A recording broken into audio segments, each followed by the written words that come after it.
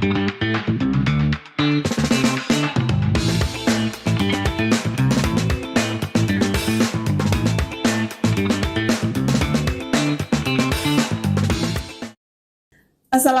warahmatullahi wabarakatuh. Waalaikumsalam warahmatullahi wabarakatuh. Halo Sobat Sehat Puskesmas Kaliangkrik, selamat bergabung di Ngopi Mas Pekik, ngobrol inspiratif Puskesmas Kaliangkrik yang akan membahas seputar kesehatan. Pada episode perdana kali ini, saya Fendi Triani akan menemani Kopi Sobat Sehat semua agar semakin hangat untuk diperbincangkan. Kita akan mengupas tuntas salah satu program Kementerian Kesehatan dalam transformasi kesehatan integrasi layanan primer atau ILP. Apa itu ILP, bagaimana strategi pemerintah dalam pelaksanaannya, dan yang paling penting, bagaimana penerapannya di Puskesmas Kaliangkrik. Yuk kita simak sampai habis. Hari ini akan bergabung bersama di acara Ngopi Mas Pekik, tentunya sudah tidak asing lagi, beliau adalah Kepala Puskesmas Kaliangkrik, Bapak Ferry Ali Setianto S.Plus MAP, yang sedang mengembangkan integrasi layanan primer di Puskesmas Kaliangkrik. Selamat pagi Bapak, terima kasih telah bergabung dengan Ngopi Mas Pekik. Gimana kabarnya Pak Ferry? Alhamdulillah, selamat pagi Bu Fendi. Alhamdulillah hari ini kita perdana ya di Ngopi Mas Pekik, sebuah inovasi di Puskesmas Kaliangkrik. Terima kasih semuanya. Oke, baik, kita mulai saja ya Bapak. Para sobat sehat pasti sudah tidak sabar untuk menyimak materi kita hari ini.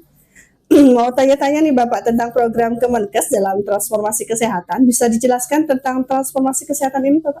Oh iya, siap Pak Fendi.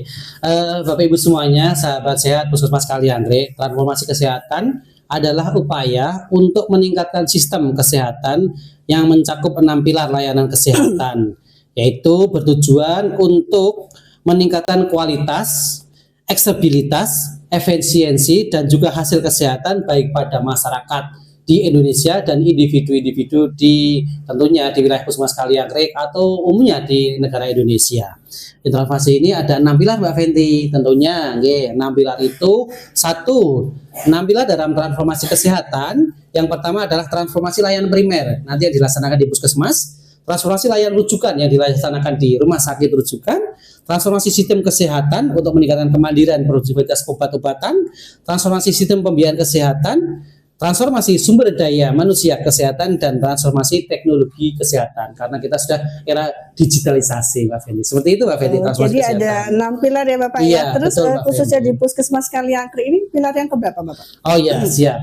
Untuk di Puskesmas Kaliangkrik sesuai dengan tupoksi kita ada di transformasi yang pertama, yaitu transformasi layanan primer yang kita sering dengar dengan istilah yang sudah familiar, yaitu integrasi layanan primer. Seperti itu Pak Fendi. Oh ya, baik. Terus apakah ada undang-undang yang mengatur tentang ILP ini Bapak? Oh, tentunya ada. Transformasi kesehatan di bidang kita, di layanan kita, di integrasi layanan primer, ada peraturan undang-undang atau peraturan Menteri Kesehatan yang mengatur kita. Salah satunya di sini saya buka Mbak Fendi sebentar. Ada di peraturan Permenkes Mbak Fendi nomor 2015 tahun 2023, diatur juga dari peraturan Menteri Kesehatan nomor 19 tahun 2024, itu di Indonesia. Jadi payung hukumnya ada di Kemenkes. Setelah itu diturunkan di Jawa Tengah. Di Jawa Tengah diatur oleh SK Gubernur Jateng nomor 441.7/16 tahun 2024. Dan juga di Kabupaten Magelang sendiri kita melaksanakan integrasi layanan primer ini diatur oleh SK Bupati, yaitu nomor 180/182/124 KEP 05/2024. Jadi ada payung hukum yang melindungi atau sebagai arah atau pedoman dalam melaksanakan integrasi layanan primer. Oh ya, sudah jelas berarti ya Pak ya undang-undangnya. Tadi kita sudah berbicara tentang ILP. ILP sendiri itu apa ya Bapak? Iya, teman-teman jadi penasaran ya Pak Fendi ya.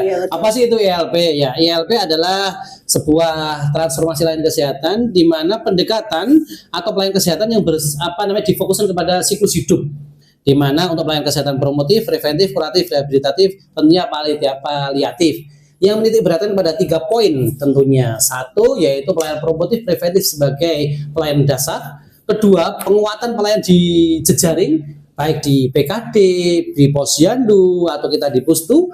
Dan juga satu lagi yang namanya pemantauan wilayah setempat, yaitu pemantauan kesehatan di wilayah setempat di Puskesmas Kaliangre tentunya atau di Kabupaten Magelang tentunya. Itu Mbak Fendi. Jadi menitikberatkan 3 aspek tadi ya, promotif preventif, pemantauan wilayah setempat, dan juga satunya adalah untuk pendekatan pelayanan kesehatan baik di PKD, Pustu, di Masalah dan Posyandu. Itu Mbak Fendi. Baik, Bapak, terima kasih.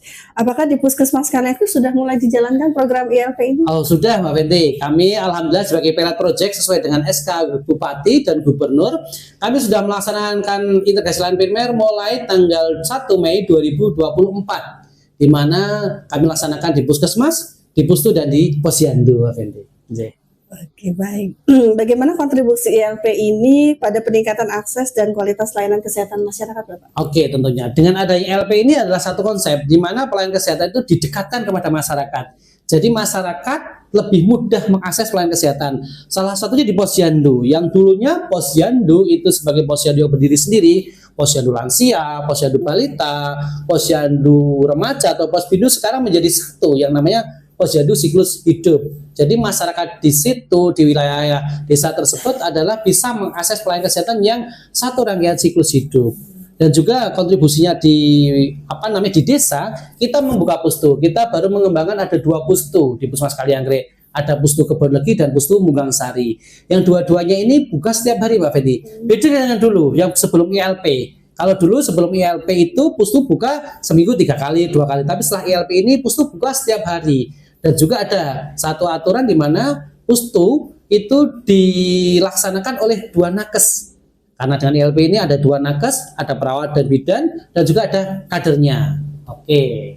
Oh iya ya, jadi Gitu semakin ya. dekat dengan masyarakat ya Bapak. Iya, Jadi betul. tidak hanya di Puskesmas Kaliangre, juga di Puskesmas Pembantu di 2 desa tadi ya Bapak ya. Iya, betul. Kemudian sasaran utama dari ILP ini siapa saja Bapak? Oh iya, untuk sasaran utamanya tentunya karena ILP pada berbasis siklus hidup, baik dari dalam kandungan ibu hamil, dari balitanya, dari remajanya, dari lansianya. Dari sasaran tersebut adalah menguatkan atau mencakup semua siklus kehidupan. Salah satu contohnya di Puskesmas juga. ILP ada di 3 tempat Pak Fendi, di Puskesmas, di Posyandu, dan di PKD. Tentunya itu. Dari 3 tempat ini semua siklus hidup yang kita laksanakan atau kita layani di masyarakat. Iya, berarti semua bisa dilayani ya Pak ya, di Pustu, di Posyandu, di Iya, betul. Puskesmas semua. Iya Mbak Fendi, satu Mbak Fendi. Di Puskesmas, mohon maaf saya sebutkan di Puskesmas tadi. Kalau dulu Puskesmas itu pemanggilannya masih berbasis pelayanan atau program seperti di KIA, seperti di penyakit umum, di gigi. Sekarang berbasisnya pada siklus hidup. Jadi di Puskesmas sudah berubah menjadi klaster-klaster. Yang satu ada 4 klaster dan 1 lintas klaster. Di mana klaster 1 adalah klaster manajemen Puskesmas. Yang kedua adalah klaster untuk ibu dan anak.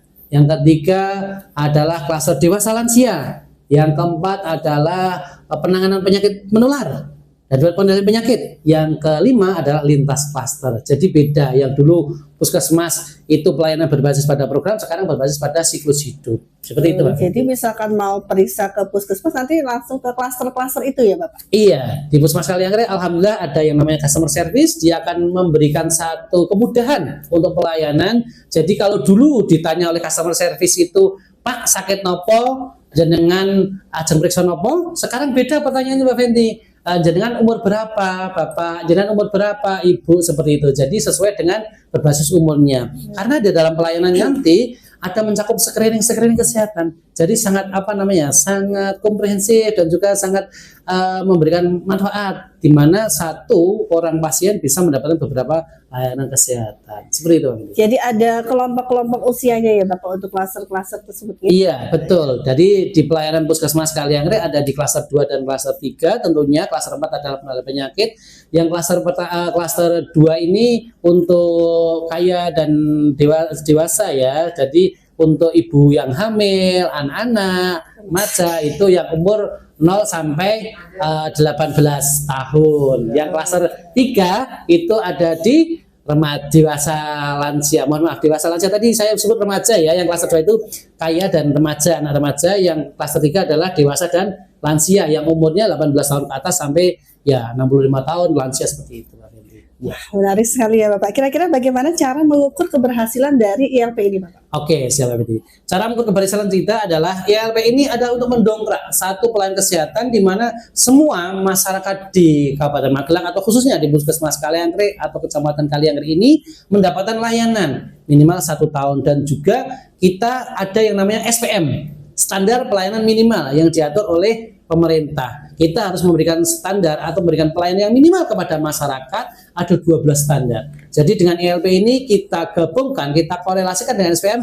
Alhamdulillah dalam pelayanan ILP selama 1 tahun, kurang lebih 1 tahun ini mendongkrak yang namanya SPM kita. Jadi standar pelayanan minimal masyarakat kita akan naik di 2 desa sebagai pilot project kita, ada di Munggangsari dan Kebon Legi, seperti itu Pak Fendi. Ya. Ada tidak Pak yang dihadapi tantangan-tantangan dalam melaksanakan ILP ini? Wah, banyak Pak Fendi. Banyak sekali tantangannya. Tidak mudah, betul, tidak mudah. Kita menghadapi berbagai macam. Tantangannya pertama dari internal. Kita harus ada komitmen di dalam internal kita, kekuatan kita atau staf di Puskesmas Kaliangkrik yang satu tujuan, yaitu untuk integrasi layanan primer.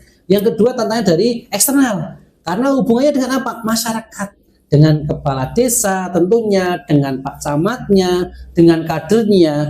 Di dalam kita harus kompak, keluar juga harus solid. Salah satunya kita harus pendekatan dengan stakeholder, di mana Pak Camat harus mendukung dalam pelayanan ILP ini. Yang kedua Pak Kepala Desa, karena sangat berhubungan dengan desa, di mana warganya itu harus mendapatkan pelayanan kesehatan, dan juga salah satu perubahan yang besar di Pustu. Di Pustu harus ada kadernya, Bu Fenty, yang ikut jaga atau ikut kontribusi dalam ILP ini. Nah, kader ini milik masyarakat dan juga yang dibiayai oleh desa, diesakan oleh kepala desa. Jadi ini harus penguatan dengan kepala desa, dan kadernya juga tidak bisa seperti dulu ya, maaf ya. Kalau dulu kan kader itu ya datang timbangan, tapi sekarang harus menguasai 25 keterampilan kader. Ini tantangannya. Jadi kekuatan kita, tantangan kita ada di eksternal tentunya, dan juga ada di internal. Semua harus komitmen bersama. Yuk kita melaksanakan integrasi layanan primer. Karena apa? Dengan adanya pendekatan di masyarakat, dengan adanya integrasi layanan primer ini, sektor kesehatan, sektor ini ada sektor kritis, jadi lebih mendekatkan ke masyarakat, masyarakat akan lebih terbantu, lebih mendapatkan manfaat di bidang kesehatan. Seperti itu Pak Fendi. Iya. Terima kasih. Kemudian tadi sudah di Pustu, di Puskesmas. Kalau di Posyandu itu bagaimana ILP-nya? Oh iya. Posyandu yang saat ini sudah ILP itu harus seperti apa? Oh ya, terima kasih Pak Dia. Tadi belum saya singgung ya di Posyandu. Betul Pak Fendi. Posyandu minimal sekarang harus 5 kader satu Posyandu itu. Dan yang paling beda, kalau dulu Posyandu terpisah-pisah, sekarang Posyandu harus bersamaan yang menjadi siklus hidup. Bagaimana kita memanajemen Posyandu dan juga kader bagaimana melayaninya. Dulu kader melayani satu siklus Posyandu balita, Posyandu lansia, sekarang menjadi membaur bersinergi menjadi kader kesehatan. Jadi satu kader bisa melayani. Jadi perbedaannya yang dulu belum ILP dan sudah ILP, sekarang Posyandu siklus hidup 1 bulan sekali harus buka. Dan sasaran balita harus hadir tiap bulan, sasaran lansia, sasaran untuk remaja itu minimal 1 tahun terlayani atau mendapatkan pelayanan kesehatan atau terscreening kesehatannya. Seperti itu Pak Fendi. Luar biasa sekali ya, jadi bisa sampai ke masyarakat di bawah, semua juga bisa di screening juga ya Pak ya? Iya betul Pak Fendi. Baik Bapak, selanjutnya Puskesmas Kaliangkrik kan sudah Puskesmas ILP, kemudian apakah sudah menjadi tempat kaji tiru atau percontohan dari puskesmas yang lain? Oh iya, terima kasih ini. Alhamdulillah di tahun 2024 ini selama kita pengembangan ILP kurang lebih 1 tahun ini, Puskesmas Kaliangkrik sudah menjadi tempat kaji tiru. Ada 32 puskesmas yang sudah datang ke Puskesmas Kaliangkrik untuk belajar bersama. Kalau kaji tiru itu kata-kata yang istimewa Mbak Fenty, tapi kalau kita di sini saya mengatakan belajar bersama, karena saya juga termasuk masih belajar mengembangkan ini di ILP ini berkat dari dukungan Dinas Kesehatan Kabupaten Magelang. Tentunya Mbak Fenty, kita mendapatkan tamu-tamu, ada 32 puskesmas sudah datang dari berbagai macam pulau. ada yang dari Kalimantan Tengah, dari Puskesmas Puruk Cahu, ada yang lintas provinsi, yang dari Jawa Timur, ya juga ada dari yang internal juga jelas tentunya. Alhamdulillah di Puskesmas Kaliangkri ini kita sebagai tempat belajar bersama di teman-teman Puskesmas Kabupaten Magelang waktu itu. Jadi kita bersama-sama prakteknya juga di sini dalam pengembangan ILP-nya dan juga oleh puskesmas di daerah Jawa Tengah. Dari Purbalingga itu alhamdulillah beberapa puskesmas hampir puskesmas di Purbalingga belajarnya bersama di Puskesmas Kaliangkri. Ada juga dari Dinkes Kudus ya, yang alhamdulillah membanggakan juga.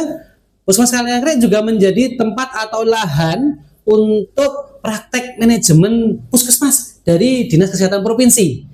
Dan yang tentunya bukan menyombongkan diri, alhamdulillah Mbak Fenty, Kepala Puskesmas Kaliangkri ini kemarin mendapat kesempatan untuk mengisi dan sharing bersama di tingkat kabupaten juga sering, di tingkat provinsi di Solo juga pernah Mbak Fenty. Jadi alhamdulillah dengan pengembangan ini didukung oleh Dinas Kesehatan Kabupaten Magelang, ditunjuk dari Provinsi Jawa Tengah, kita menjadi tempat juga untuk kaji tiru atau belajar bersama juga. Seperti itu Mbak Fenty. Alhamdulillah, terima kasih gitu. Luar biasa sekali Puskesmas Kaliangkri Bapak.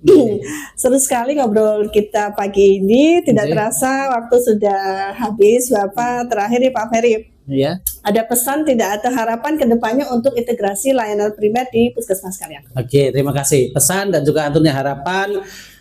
Harapan kita semuanya, integrasi layanan primer ini adalah sebuah program pemerintah yang sangat bagus sekali. Tentunya untuk mendekatkan pelayanan kepada masyarakat. Tidak hanya suatu program-program yang sakit saja, tapi yang sehat pun kita layani, di mana siklus hidup kehidupan baik dari kandungan sampai nanti ke lansianya. Dengan pelayanan seperti ini, masyarakat akan lebih mendapatkan pelayanan kesehatannya, masyarakatnya sehat, promotif preventif tentunya bertujuan untuk pencegahan suatu penyakit, dan juga tentunya kita menyongsong Indonesia Emas tahun 2045, Mbak Fenty. Seperti itu, Mbak Fenty. Luar biasa sekali pesan dari Pak Ferry ini. Sekali lagi terima kasih banyak Bapak Sama-sama, sudah berkenan Mbak Fenty. hadir dan menjadi tamu untuk episode Ngopi Mas Pekik kali ini. Tentu saja sangat menarik dan menyenangkan untuk ngobrol bersama Bapak. Siap, terima kasih. Mbak Fenty. Baik Sobat Sehat Puskesmas Kaliangkri, sekian episode Ngopi Mas Pekik kali ini. Semoga apa yang disampaikan dapat bermanfaat bagi Sobat Sehat semua.